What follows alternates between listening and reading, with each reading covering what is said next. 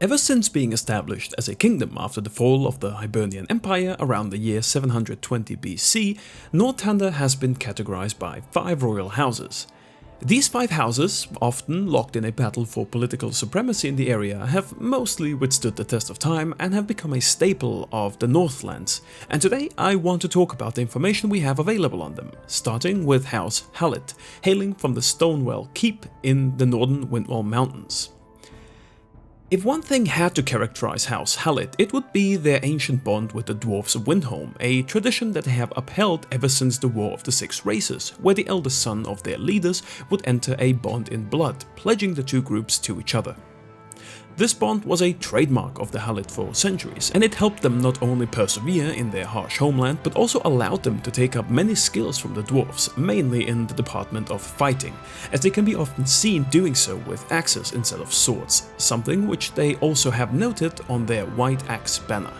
Though they have had their differences with the dwarves in recent years following the breakage and re-establishment of the blood bond, they've always remained sturdy allies, even going so far as the dwarves supporting them in the uprising of the royal houses against the Queen of Nortander at the height of the Mage Wars. Next we have House Iskanda, one that we know regrettably little about. For those wondering, I'm not taking into consideration their appearance in SpellForce 3, as those games break canon, meaning we've got to work with the bits we have. The first we hear of Iskanda is from Sartorius, when he mentions that the house had gone extinct, though we don't know exactly when. From the short story The Lance of Kings, we know that Iskanda's feather-bearing banner was present on the side of the royals against the queen, though that happened roughly 518 years before the convocation, meaning that their lineage ended between then and today. I would estimate that it either happened during the Convocation Wars or the Convocation itself, as the other periods during that time were relatively peaceful. And before we move on to the next house that almost didn't make it, let me know what you think of the video by reacting to it or commenting, and join our community if you wish to do so. The links are in the description below. Leonida was once arguably the biggest and most influential of the royal houses of Nortander, their lands spanning from what is now Lianon all the way to the northern coast of Fiara. They were the only of the royal houses who stood by the queen at the height of the Mage Wars, resulting in them being on the side of the victor.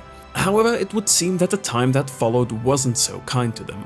As a result of countless conflicts, not to mention the convocation, their borders have been confined within the islands of Lianon, connected via a portal to Greyfell. They still uphold a small militia, but the house's leaders seem to have taken a back foot in managing what was left of it, at least to the best of our knowledge.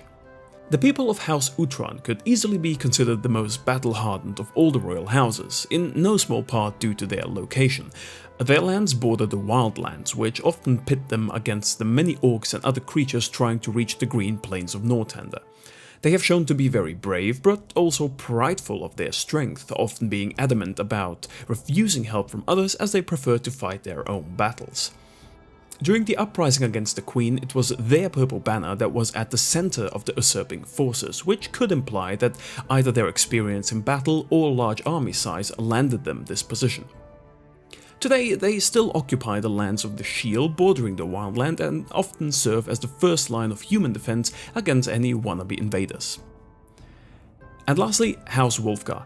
Much like House Utran, Iskanda and Halit, House Wolfgang aligned themselves against the queen when their army stormed Ankbrand, led by the mage Isamo Taha.